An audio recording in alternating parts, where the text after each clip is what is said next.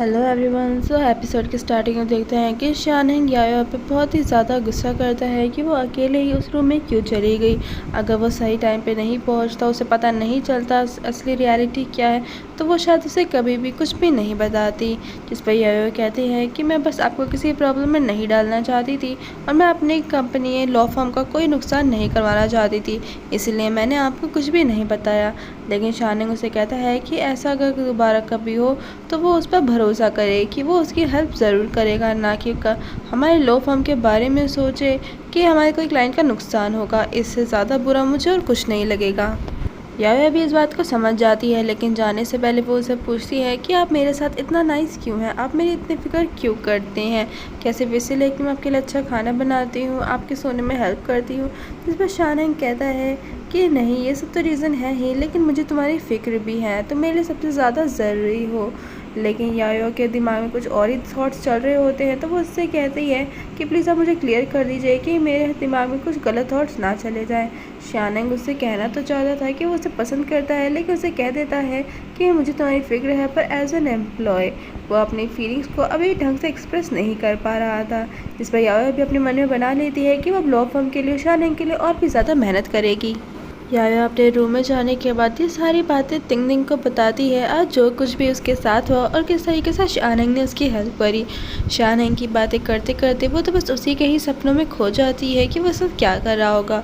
Next scene में वो जुन चेंगजी के घर के बाहर आया था उससे मिलने के लिए, तभी शानहेंग उसे कॉल करता है और वो उसे जानना चाहता था कि वो अपने एम्प्लॉयज़ के लिए और अच्छा क्या कर सकता है।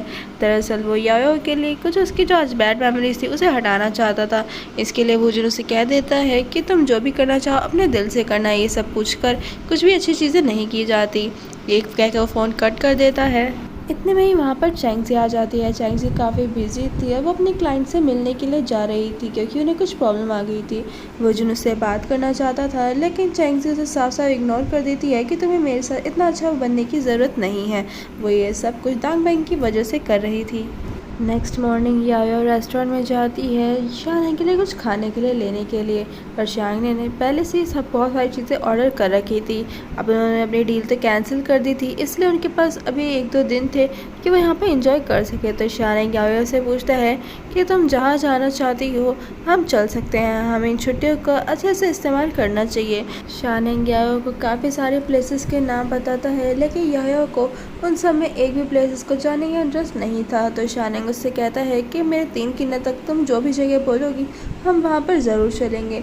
और याया अम्यूज़मेंट पार्क जाना चाहती थी, लेकिन शानहेंग को अम्यूज़मेंट पार्क काफ़ी ज़्यादा मचकाना लगता था, इसीलिए वो अम्यूज़मेंट पार्क के लिए मना कर देता है। तो याया कहती है कि आपने अभी मुझसे प्रॉमिस किया था कि आप मुझे लेकर जाएंगे जहाँ मैं जगह बोलूँगी। तो याया उसे प्रूफ मांगता है और याया ने ये सारी बातें रिकॉर्ड कर ली थी। ये देखकर तो शानहेंग बहुत ज़्यादा सरप्राइज हो गया था कि इसने इतनी जल्दी इतनी सारी चीज़ें वो कुछ सीख रही है, इसीलिए वो उसके साथ अम्यूज़मेंट पार्क जाने के लिए मान जाता है क्योंकि अब तो उसके पास प्रूफ भी था। पर याया देखती है कि वो वीडियो डिलीट हो चुकी है जिसमें उसने उस आदमी के साथ जो उसे हैरेस कर रहा था उसकी वीडियो बनाई थी, जो कि शानहेंग ने ही डिलीट कर दी थी। और वो वीडियो उसने खुद अपने मोबाइल में ले ली थी क्योंकि वो नहीं चाहता था कि याया के दिल में कोई भी बैड मेमोरीज रहे। वो दोनों जब अम्यूज़मेंट पार्क जाते हैं तो याया को एक लेमन टॉय काफ़ी ज़्यादा पसंद आता है, वो इसे लेना चाहती थी, लेकिन उसे गन शॉट करके ही विन किया जा सकता था। याया काफ़ी सारे शॉट लगाती है, लेकिन बेचारी से एक भी शॉट नहीं लगा था और ये सब कुछ शानहेंग के लिए काफ़ी ज़्यादा एम्बैरेसिंग मोमेंट था। वही याया की नज़र एक कपल में पड़ती है और वो उन दोनों को देखकर काफ़ी ज़्यादा जेलस फील कर रही थी कि अगर उसका भी बॉयफ्रेंड होता तो वो उसके लिए भी टॉय को जीत लेता। तब शानहेंग खुद उसकी जगह पर आता है और उसके काफ़ी ज़्यादा क्लोज आकर खुद उसके साथ गन शॉट करता है, जिसमें वो एक एक करके सारे बलून्स को शॉट कर देते हैं। ये देखकर याया को बहुत ही ज़्यादा अच्छा लगता है और वो लेमन टॉय को जीत लेती है। लेकिन जब वो शॉपकीपर बोलता है कि आपको बॉयफ्रेंड है तो याया मना कर देती है कि मेरा बॉस है, जिसकी वजह से शानहेंग को बहुत बुरा लगता है और वो उस टॉय को खुद ही रख लेता है, कहता है कि इसे मैंने जीता है तो ये मेरा ही रहेगा। इसके बाद याया का रोलर कोस्टर में जाने का बहुत मन था, लेकिन शानहेंग मना कर देता है। लेकिन याया उसे बताते हैं कि इस रोलर कोस्टर की एक खास बात है कि इसके टॉप पर जाकर जो विश मांगी जाती है वो पूरी होती है। अब ये सुनकर तो शानहेंग भी उस रोलर कोस्टर के लिए मान जाता है और जैसे ही रोलर कोस्टर स्टार्ट होता है इतने में ही याया विश करती है कि वो हमेशा ही शानहेंग के ही साथ रहे, वो उसके साथ वर्क करे। रोलर कोस्टर पर बैठने की वजह से यायो का जी काफ़ी ख़राब हो गया था, जिस पर शानैंग उसे कंफर्ट करता है और एक बहुत ही अच्छी जगह फिश टैंक उसे दिखाने लेकर जाता है। लेकिन यहाँ पर यायो एक ऐसी बात बोल जाती है जो शानैंग को बिल्कुल पसंद नहीं आती। यायो यहाँ पर कहती है कि मैं विश करती हूँ कि मुझे भी मेरा लाइफ पार्टनर जल्द से जल्द यहाँ पर मिल जाए, क्या पता इसी तरह टकरा जाए। अब ये बात सुनकर शानैंग बोलता है, तो क्या पूरे दिन से तुम्हारे दिमाग में यही बातें चल रही हैं? मैं तुम्हें इतना सब कुछ घुमाने के लिए लेकर आया हूँ, तुम्हें इतनी फैसिलिटीज़ थी, इतने अच्छे से तुम्हारा ध्यान रखा, तुम्हारे लिए लेमन टॉय जीता, लेकिन फिर भी तुम्हारे दिमाग में ये सब चीज़ें किसी और के बारे में तुम सोच भी कैसे सकती हो?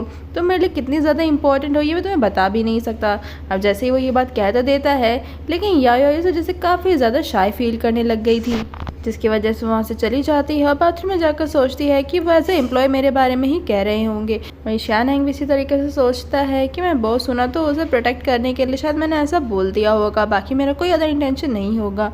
इतने में एक लड़का शानैंग के पास आता है जिसे वो लेमन टॉय चाहिए था, लेकिन वो इस लेमन टॉय को देने से मना कर देता है क्योंकि ऑफकोर्स ये यायो की पसंद का जो था। वो उससे पूछता है कि जब तुम स्कूल में पढ़ने वाले स्टूडेंट हो और तुम्हारे ग्रेड्स वगैरह, जिसमें उस लड़के की पढ़ाई में कुछ खास अच्छा नहीं था, तो शानैंग उसे समझाता है कि ये एज तुम्हारे पढ़ने लिखने की है, कुछ बड़ा करने की, क्योंकि अगर तुम कुछ अच्छा नहीं करोगे, अपनी लाइफ में कुछ अचीव नहीं करोगे, तो तुम्हारी गर्लफ्रेंड भी कभी भी तुम्हारे साथ नहीं रहेगी। इस तरीके से वो उसे मोटिवेट करता है, तो वह लड़का भी उसे प्रॉमिस करता है कि वो आगे से पढ़ाई में पूरा ध्यान देगा। अब लेमन टॉय तो नहीं, लेकिन शानैंग उस लड़के को एक अच्छे होटल का वाउचर देता है ताकि वो अपनी गर्लफ्रेंड को एक अच्छी जगह पर डिनर लेकर जा सके, और इस लेमन टॉय के बारे में कहता है कि ये तो बहुत ज़्यादा चाइल्डिश है, तुम इसका करोगे क्या? अब ये सारी बातें यायो ने सुन ली थी और वो कहती है अपने मन में, क्या वाकई में चाइल्डिश है? और जब शानैंग उसे देखता है तो वो इस तरीके से एक्ट करता है जैसे कुछ हुआ ही नहीं, और शानैंग उस लेमन टॉय को इस तरीके से संभाल रहा था जैसे कि बहुत बड़ी ट्रॉफी को इसने जीत ली। यायो कहती है कि यही चाइल्डिश नहीं है। अंदर रूम में जाने के बाद यायो शानैंग के लिए कॉफ़ी लेकर आती है, लेकिन शानैंग उसे पनिशमेंट देता है जहाँ पर उसने सेल्फ क्रिटिक लिखना था, वो भी 5000 वर्ड्स में, क्योंकि उसने आज जो शानैंग को नाराज़ जो कर दिया था ये बात बोलकर कि उसे अपना लाइफ पार्टनर कहीं ना कहीं मिल जाए। अब यायो को तो लगा था ये मजाक है, लेकिन शानैंग बिल्कुल सीरियस था, तो यायो को भी सेल्फ क्रिटिक लिखना पड़ता है, लेकिन वो लिखते लिखते ही सो जाती है और ये चीज़ शानैंग नोटिस कर लेता है। वो जाकर उसके क्लोज जाता है जो कि काफ़ी ज़्यादा क्यूट लग रही थी। वो उसे ब्लैंकेट उड़ा देता है और देखता है कि उसने सेल्फ क्रिटिक में सिर्फ अपने बॉस के बारे में ही लिखा है, यानी शानैंग के बारे में, कि वो उसका कितने अच्छे से ध्यान रखेगी, उसकी टाइम की वैल्यू करेगी और उसकी तरह ही कुछ बनकर दिखाएगी। सिर्फ अपने बारे में ही पढ़कर शानैंग को काफ़ी ज़्यादा अच्छा लगता है। नेक्स्ट मॉर्निंग में जब यायो की आँख खुलती है तब उसे पता चलता है कि वो सारी रात यहीं पर ही सो गई थी और शानैंग भी उसी को ही देखते देखते सो चुका था। वो उसके काफ़ी क्लोज चली जाती है ताकि वो उसे क्लोज से एक बार देख सके। उसके करीब जाने के बाद वो कहती है कि शानैंग वाकई में कितना ज़्यादा हैंडसम है, और इतने में ही शानैंग की आँख खुल जाती है। वो उसे कहता है कि तुमने तो मुझे डरा ही दिया, और यायो भी दूर हट जाती है क्योंकि उसे काफ़ी एम्बेरसमेंट जो फील हो रही थी। घर पहुंचने के बाद जैसे ही वो लैंड करते हैं, शानैंग उस टॉय को बहुत ही अच्छे तरीके से संभाल रहा था। इतने में ही वूजन वहाँ पर आता है और जी उसे पता चल गया था कि उसके हाथ से कितना बड़ा क्लाइंट चला गया है, लेकिन शानैंग और यायो उसे रियल रीज़न नहीं बताते। इतने में ही तिंग तिंग उसे कॉल करके अपने पास बुला लेती है, तो शानैंग भी उसे जाने की परमिशन दे देता है, लेकिन शानैंग यायो को खुद से दूर नहीं जाने देना चाहता था। वही तिंग तिंग के पास जब वो जाती है तब यायो को पता चलता है कि तिंग तिंग अपने बॉयफ्रेंड के साथ जल्दी शादी करने वाली है, क्योंकि वो कंसीव कर चुकी है और अब उनके पास कोई और ऑप्शन नहीं है, और वो काफ़ी ज़्यादा खुश भी थी। तो यायो भी उसके लिए काफ़ी खुश होती है। ये सीन यही कट होकर हम चैंगजी को देखते हैं, जिससे ये यायो के बारे में सब कुछ पता चल गया था कि उसके साथ ट्रिप के दौरान क्या हुआ था, किस तरीके से उस आदमी ने उसका मिसबिहेव किया था। उसने शानैंग को मिलने के लिए बुलाया था क्योंकि उसी की वजह से यायो बिल्कुल सेफ थी। वो काफ़ी उसे थैंक्स बोलती है, तो इसमें शानैंग भी उससे कहता है कि आपको यायो की फिक्र करने की ज़रूरत नहीं है, मैं हमेशा उसका ध्यान रखूँगा।